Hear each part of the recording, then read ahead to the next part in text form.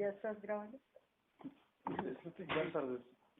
Bueno, entonces espérate, yo me presento. Yo soy Dora Cecilia Bernal, trabajo en la Casa de Poesía Silva hace 13 años. Ya llevo 13 años. En este momento estoy en el servicio de la fonoteca. Pues con respecto a la pregunta, ¿qué cosas han marcado, o sea, como el diario vivir, no solamente de aquí como funcionaria, sino también como integrante de la zona 17 de la Candelaria? Pues hace poco lo que nos marcó realmente, el último domingo del mes, el pasado, ya te digo que se fecha exactamente, el 29 de septiembre, infortunadamente nos dieron la noticia de que Jorge Olave, un escultor, un artista de aquí de la Candelaria, lo habían matado en su estudio, en su lugar de trabajo, que hacía desde el jueves anterior hasta el día un sábado lo encontraron. Pues para nosotros nos marcó terriblemente, dado que nosotros con Jorge Olave trabajamos con los talleres para los niños. Se hicieron talleres de faroles, se hicieron talleres acá de pintura también acá en la Casa Silva, y también en el estudio de él, en su taller. Entonces éramos como la parte cultural que trabaja en pro de los niños de la Candelaria, pues obviamente haciendo sus talleres, ¿no? Entonces Jorge Olave los dirigía pues por intermedio de la Casa de Poesía Silva. Fue algo que nos marcó porque siendo de la Candelaria, siendo gestor cultural también, aparte de eso, gente de mucho tiempo que se conoce, que se necesitaba cualquier cosa con Jorge Olave, y inclusive estamos no solamente en la Casa Silva, sino también aquí todo el sector de la Candelaria, pues tenemos su obra todos los días, patéticamente la tenemos acá. Por ejemplo, acá tenemos una escultura que él hizo en escala, a escala humana, una escultura que tenemos acá a la entrada de nuestra librería, que fue hecha pues con resina, con los trabajos, con los materiales que él utilizaba, y pues obviamente lo tenemos aquí, es nuestro maniquí, por decirlo así.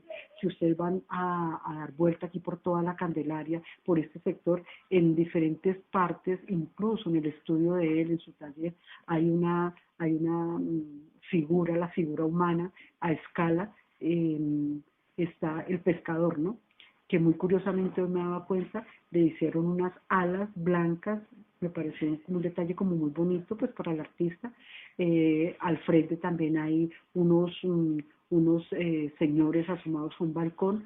Aquí ya también por el tiempo había en un tejado de la entrada, había un hombre como si fuera un ladrón, como si estuviera entrando por el tejado de la casa.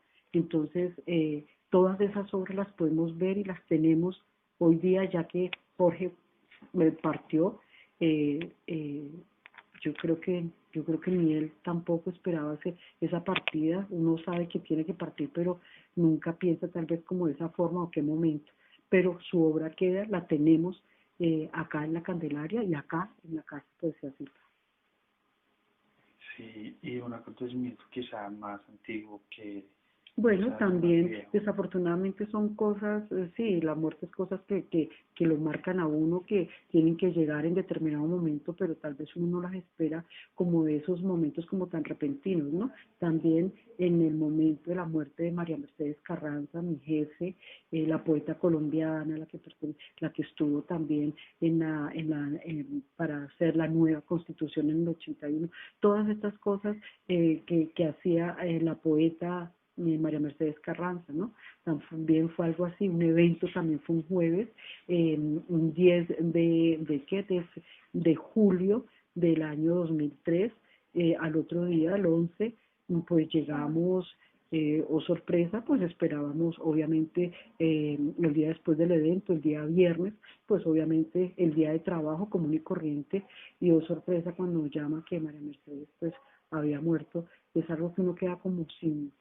base, sin piso, haber compartido con esa persona, yo creo que el último momento de haber estado con ella acá, y recuerdo mucho tal vez la forma como venía vestida y siempre la forma cuando ella se despedía: hasta mañana, joven, muchas gracias, y salía, y al otro día llegar y tener esa sorpresa, pues es algo que a uno lo deja realmente impactado, y pues realmente son esas cosas, ¿no? Pero de ellos queda algo, queda ese recuerdo de esas personas, no solamente su obra, el haber convivido con ellos, lo que le enseñaron a uno, ¿sí? Todas esas cosas, pues uno las lleva, y sí, de todas formas, esas partidas así inesperadas, pues a uno lo afectan, ¿no? Con respecto, vamos a decir, a mi trabajo, al trabajo que se hace aquí en la Candelaria, al trabajo que se hizo pues con estos gestores culturales. Sí, verdaderamente son hechos que dejan a uno sin palabras, Sin palabras, que sí, no ¿no? volver a Sí, sentir la presencia de esas personas con las que uno donde uno tal vez, sabía que podía encontrar, o sea, favores, apoyo, no solo en lo exactamente, laboral, no, es también en sino en lo aspectos personal, personales. exactamente. Sí, Entonces se queda uno como plop, entonces queda uno como con ese piso, sin ese respaldo, y sobre todo personas que han gestionado por la localidad, no solamente por la localidad, hablándolo por Jorge Olave o hablando a nivel de la casa que está en esta zona de la Candelaria, por la señora María Mercedes, sino por todos estos gestores culturales que desafortunadamente parten así en un momento que uno menos se lo espera. Que es fijo, tendrá que llegar, pero así de esa forma, no. sí. Bueno, Bueno, muchísimas mucho gracias. gusto, me Que esté espero muy volver. bien. Okay. Mira, Espero que te vaya bien en el trabajo. igualmente. Casi toda la vida de Silva se desarrolló allí, por los lados del Parque Santander, incluso nada no terminó. El Parque Santander, que antes era el Parque de San Francisco, o sea, porque después van a leer él nació por el Parque San Francisco, van a decir no mentiroso, no. Antes era el Parque de San Francisco, precisamente porque por acá venía y bajaba el río San Francisco. Entonces, Silva nació allí, el hijo de Ricardo Silva, que también fue un escritor y que fue un escritor muy reconocido y querido de su época por escribir unos cuadros de costumbre. Los cuadros de costumbres eran bastante simpáticos porque retrataban la Santa Fe de ese entonces.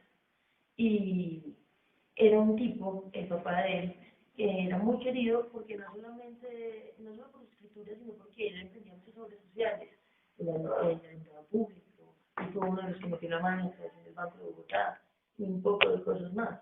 Él era hijo de José Silva Fortuna, Ricardo Silva. ¿Quién era José Silva Fortuna? Un tipo muy adinerado que le compró o que adquirió Hato Grande, que es ahora la finca de nuestro presidente. Ellos vienen del linaje directo con Francisco de Paula Santander, es algo que asegura un historiador muy serio que es Enrique Santos Molano. Entonces, pues ponerse a contar la infancia de Silva es un poco tedioso, pues porque es un niño, y es un niño pues sí, orgulloso, muy aplicado, hay pruebas de ellos, no lo demuestran, aprende muy rápido, de hecho hay facsímiles que muestran que desde los 2 años ya sabía escribir y que a muy temprana edad aprendió varios idiomas. Pero lo realmente importante en la vida de Silva, bueno, Silva se codeó con personajes como Pombo, con personajes como Jorge Saad, con personajes como Julio Flores, pues de hecho eran amigos, y alrededor de esta gente es que él crece. Entonces crece en un ambiente muy literario. Pero la historia real comienza cuando a los 19 años él viaja a París, y allí sufre una completa transformación. Si hoy en día todavía vamos a París y decimos, imagínense en esa época. Entonces, en esa época él viaja y ve que la ciencia, las artes, la religión, todo está completamente a la luz de nosotros. Y lo absorbe como una esponja, porque era un tipo que leía desaforadamente. Era casi que su droga, porque Silva no bebía una sola gota de alcohol. Silva era un fumador empedernido. Entonces, si tenía algún vicio sería ese. Porque las mujeres al parecer tampoco fueron su vicio. Aunque algunas personas dicen que tuvo hijos y algunos dicen que son los nietos, pero nada que se pueda comprobar. Entonces, ¿me estás escuchando a mí o necesitan? No, la estamos escuchando. ¿Ustedes tienen con él? No. No, pero estás escuchando. Listo. Interesado. Bueno. Entonces Silva va a ese viaje y cuando regresa está completamente transformada su visión del mundo, transformada su visión política, educativa, en todo sentido, la moda. Él llegó, hecho todo un lord, por decirlo de alguna manera, lo que lo hizo tener un choque cultural aquí y le hizo ganar apodos como el niño bonito. Y ya desde antes tenía el apodo de José Presunción, porque desde chiquito era un niño muy acicalado, muy pulcro, muy cuidadoso, ese tipo de cosas. Entonces, sí, ciertamente era un tipo bastante fichado. Estoy intentando como contarlo rápido. Listo, de ahí, a su regreso, está el choque y que su papá lo puede le dice, venga, usted se va a emancipar. Se va a emancipar porque yo ya no puedo solo con los negocios de la familia. Entonces, cuando a los 21 años era que tenía que ser mayor de edad, le tocó ser mayor de edad a los 19 para poder empezar a manejar el negocio familiar. ¿Qué era el negocio familiar? Era una tienda de novedades. En la tienda de novedades importaban las telas más finas, mapamulis, pipas, cosas que aquí no existían, pianos, instrumentos musicales, cosas, perfumes, cosas exóticas que acá no se podían encontrar. También libros, revistas, suscripciones, todo ese tipo de cosas los manejaban. Entonces, voy a ir por los grandecitos. Si yo empiezo a manejar el negocio de mi papá, no les va muy bien y se empiezan a llenar de deudas. Don Ricardo padece desde mucho tiempo atrás una enfermedad crónica que se llama tiplitis, era una obstrucción, una inflamación en el intestino que finalmente termina por llevárselo. Parece que todo lo somatizaba a eso, porque el tipo tuvo, cuando él no era hijo natural de José Asunción Silva porque él nunca lo reconoció con papel. Entonces la herencia fue toda una pelea. Por eso es una historia larguísima. El caso es que no alcanzó a ver plata de esa herencia. Y eso fue una cosa que le hizo mucha mella en la salud. Bueno, entonces cuando Ricardo muere, hereda el negocio Silva y con el negocio hereda todas las deudas. Una maravilla. Y, contrario a lo que todos creeríamos, Silva siendo tan inteligente como era y como lo demuestra, no supo manejar el negocio. No sabemos qué pasó ahí, qué opio se fumó, qué cosa rara pasó, porque el hombre lo que hacía era pedir prestado aquí para pagar allí, yo para pagar y tapar la boca a otros pidiendo prestado.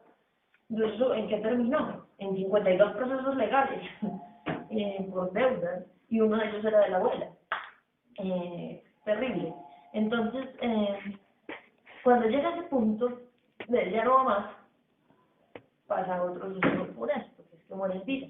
Elvira era su hermanísima, su amiguísima, con ella se burlaba en Bogotá, con ella creció, y era su gran amiga, y muere por salir a ver un fenómeno astronómico, y le entra un frío, nuestros grandes doctores que hacían sangrías, pues eso no cura a nadie, y la pobre murió a los 21 años, y es un golpe terrible para la familia y para la sociedad bogotana. ¿Por qué? Porque Elvira era querida por más de medio Bogotá. Su entierro fue más multitudinario que el entierro de Chávez, y con eso estoy diciendo mucho. Y lo digo con seguridad porque de ello quedan muchísimos escritos del entierro de Elvira Silva. Una procesión hasta el cementerio central y demás. Entonces, en ese punto ya de tristeza y de agonía, Silva decide empezar a cubrir sus deudas con sus mercancías y la mamá le consigue un puesto ahí de palancarlo para ser secretario de la Delegación de Colombia en Venezuela. Allá trabaja un año y durante ese año empieza a maquinar su última empresa. Esa última empresa la vemos en este muro de acá, que es una empresa de patrocinio. Entonces él empieza a trabajar para conseguir la patente de unos baldocines, ¿qué pasa? Silva caminaba por este lado y ¿qué pasaba? Los zapatos se llenaban de mugre y mi ropa se me estaba volviendo mierda. Entonces quiero baldocines y no me vuelve a pasar nunca, jamás eso en la vida y me vuelve rico vendiendo baldocines. Y si se hubiera esperado un poquito más, de pronto sí, porque eso lo terminó comprando con maravilla. Entonces Silva, como pueden ver hasta el momento, sin demás. Prosiguiendo, entonces, a su regreso, hace lo que tiene que hacer allá. No les gusta en materia de escritura, no se logra identificar con los venezolanos, siente que están imitando a los grandes de la poesía, pero que no sacan nada original. No siente que está rodeado de aficionados por de alguna forma, aunque pues, obviamente no lo reconocía así abiertamente, pero algo da a entender en las correspondencias que sostenía con sus amigos de Bogotá. Y a su regreso en una licencia, se devuelve en el vapor, porque es que antes no viajaba hoy a Venezuela, avión, llegué, pero acá era viajamos en mula o tren o vaya a saber en qué, hasta Honda. En Honda tengo con un vapor que me lleva por todo el río Magdalena hasta que me saca de este país y me lleva hasta Venezuela. Entonces, llega él allá y a su regreso tiene que coger el mismo nefasto camino, y nefasto resultó porque se hundió, el vapor se hundió, y con eso se hundió toda la obra de Silva, para definitivamente dar sentido. Entonces, el que llega a ser aquí, inmediatamente llega a reunir socios para su fábrica de baldocines y llega para recuperar su obra. Afortunadamente para Colombia entera y para el mundo, Silva ha sabido muchas de sus cosas de memoria. Entonces, le resultó, digamos que relativamente sencillo, no diga que el fantasma me pegue un cachetadón, recuperar todo eso, porque entre las obras que se hundieron se fue de sobremesa es la única novela que Silva alcanzó a escribir, que fue su libro de versos, se fueron sus gotas amargas. Entonces, pues, Dios, tragedia total. Entonces, vayan sumando golpes. Y ahí llega el punto en el que no sabemos qué pasó por la cabeza de Silva. Silva se autodenominaba en sus correspondencias como un struggle for life, un Spanglish de struggle for life, de luchar por la vida. Estaba como muy cansado de un struggle for life. Entonces, nadie sabe cuál fue el punto de quiebre, nadie sabe si fueron las deudas, nadie sabe si fue la muerte de Elvira, nadie sabe si fue para hacer la obra o simplemente el cansancio de ver que nada se daba. El caso es que aproximadamente un 22 de mayo va que le dan una revisión médica y un amigo y le dice al amigo, ¿dónde queda el corazón? Pues en el lado izquierdo del pecho, pero no, píntamelo con un marcador. Y él coge estos poetas patéticos, le pinta el corazón. Y el hombre se va, y eso pues no repercute. Al día siguiente, por la tarde, el hombre se sienta, mira su libro de cuentas, le quedan como 3 pesos en el banco y dice, ¿qué hacer con esta fortuna? Y decide firmar su último cheque, que es un ramo de flores para la chula es Julia, su hermanita menor.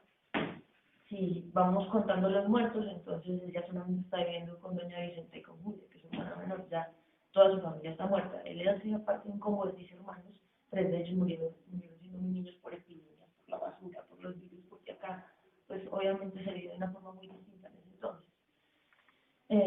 Todo eso se propagaba y se llevaba hordas de niños, entre esos 3 hermanos. Entonces, ese 23, él recibe una cantidad de personas en una reunión, cosa que era muy frecuente en la casa de Silva, tener tertulias literarias en las que se fumaba, se bebía, obviamente Silva solamente fumaba, los demás bebían, y compartían sus poemas y sus escritos y las cosas que habían escrito en el momento. Entonces esa era una de esas tantas reuniones. Cuando alguien nota, somos 13, que me la augurio, no, 13, tranquilos, yo me paro, yo les sirvo y ya son 12. Y todo, bueno, bien. Y tal vez el primer indicio real que él vio de que pensaba hacer alguna locura es que cuando una señora iba pasando por este pasillo y se cruza con él en la puerta de su cuarto, se asusta, se sobresalta y le dice, ¿acaso le asusto, señora? Es una especie de premonición, porque seguramente que ahora se asusta. El caso es que en la noche todos tienen la última imagen de Silva. Varias personas, pues, obviamente todos eran dedicados al crimen, o la mayoría de los asistentes, y muchos de ellos narran y cuentan que la última imagen que tienen de Silva es parada en la puerta de esta casa, alumbrada por la luz de las velas del candelabro, estudiándoles y diciéndoles adiós. Y su amigo, creo que se llama Juan Evangelista Vázquez, que no estoy del todo segura, le dice, tienes que dejar esa vida de lujos, porque si sigues así, intentando darte esos lujos, con lo que no tienes, vas a terminar por darte un tiro. Y él le dice, ah, suicidado yo, qué bonito. Y eso es lo último que se sabe que dijo Silva. En la noche, no se sabe si la ciencia cierta qué pasó. Existe la leyenda de que a la cabecera de la cama de él está el libro El tiempo de la muerte de Anuncio. Otros dicen que eran estudios, varios revistas incluso de Leonardo da Vinci, que supuestamente iba a hacer un estudio de la obra de Da Vinci, pero pues todo terminó convertido en chino porque no sabemos exactamente qué libro resultaba de la cabeza de la cama. Lo que sí se sabe es que el cenicero estaba lleno de cigarrillos comunes, cigarrillos egipcios que solía fumar porque no fumaba otra cosa que fuera. Entonces, el 24 de mayo de 1896, cuando la mamá, la hermana y las personas del servicio regresan de los oficios religiosos, le tocan la puerta con la Asunción Silva, no abre, y cuando abren está en su cama mirando hacia el techo con los ojos abiertos y un tiro en el corazón, que se dio con una herida muerta, que era del papá. ¿Qué pasa de ahí? De ahí cogen, vienen todos sus amigos, de la tercera para abajo se riega toda esta bola, vienen, lo recogen, lo meten en un cajón cualquiera, como el suicida cualquiera que es, obviamente va de retro, lo llevan para el cementerio de los suicidas, solamente los entonces lo llevan para allá, lo acompañan, y 20 años después, no sé cuánto tiempo después, lo llevan para el cementerio central. Cuando ya deciden que la obra de él valía la pena, deciden que vale la pena también sacar ese hueco horrible. ¿Qué pasa con Silva? Silva no publicó, era muy receloso para publicar su obra en vida. Sus amigos sí hacían los pinos y publicaban en gacetas, magazines, periódicos, hacían esfuerzos por publicar, y no, era muy reservado, él era como, no, yo todavía tengo que mojar más para poder hacer esto, no, era muy contenido. Tanto lo era que la primera publicación de una traducción de Gustavo fue que es las golondrinas. Y ya cuando iban ese viaje hacia Caracas y el barco iba por Cartagena, salió una revista con su nocturno tercero, que es, pues, ustedes saben, una de las formas más importantes. Yo creo que la poesía colombiana y de ya después de esto es que empiezan los amigos a recuperar notas, a recuperar archivos, a recuperar todo lo que les dieron, y empiezan a publicar. Y esto va como una bola de nieve afectando a Colombia y a Latinoamérica, y a Centroamérica y a Hispanoamérica. Entonces empieza todo esto y dicen, Dios mío, este hombre escribía muy distinto a lo que escribía todo el mundo de su época. Él se convirtió en uno de los precursores del modernismo. Sale el romanticismo y empieza a escribir otra cosa. Por esa misma razón es que es tan importante entre la escritura.